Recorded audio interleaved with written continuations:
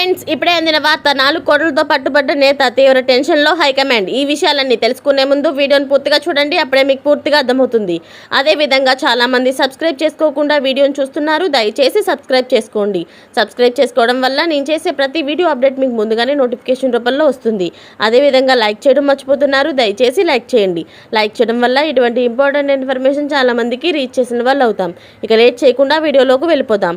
తమిళనాడు రాజధాని చెన్నైలో తాంబారం రైల్వే స్టేషన్లో భారీగా నగదు పట్టుబడింది.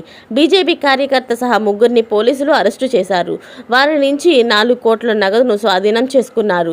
సతీష్ అనే బీజేపీ కార్యకర్త హోటల్ మేనేజర్గా పనిచేస్తున్నారు. ఆయన తన సోదరుడు నవీన్, డ్రైవర్ పెరుమాల్తో కలిసి 4 కోట్ల నగదును 6 బ్యాగుల్లో చెన్నై నుంచి తరలిస్తున్నారు. తిరువేలికి వెళ్తున్నారు. ఈ క్రమంలో తాంబారం రైల్వే స్టేషన్ వద్ద ఫ్లయింగ్ స్క్వాడ్ సిబ్బంది రైల్లో తనిఖీ చేశారు. ఈ సందర్భంగా 3 అదుపులోకి తీసుకున్నారు.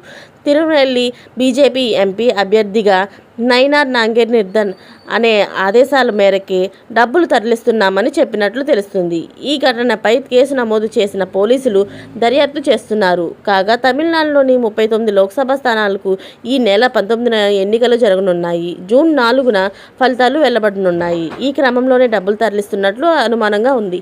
ఇలాంటి లేటెస్ట్ అప్డేట్స్ అన్ని మీరు ముందుగా పొందాలి అనుకుంటే ఛానల్ని సబ్స్క్రైబ్ చేసుకోండి. అలాగే పక్కనే ఉన్న గంట సింబల్ని క్లిక్ చేయడం మర్చిపోకండి. Thanks for watching friends.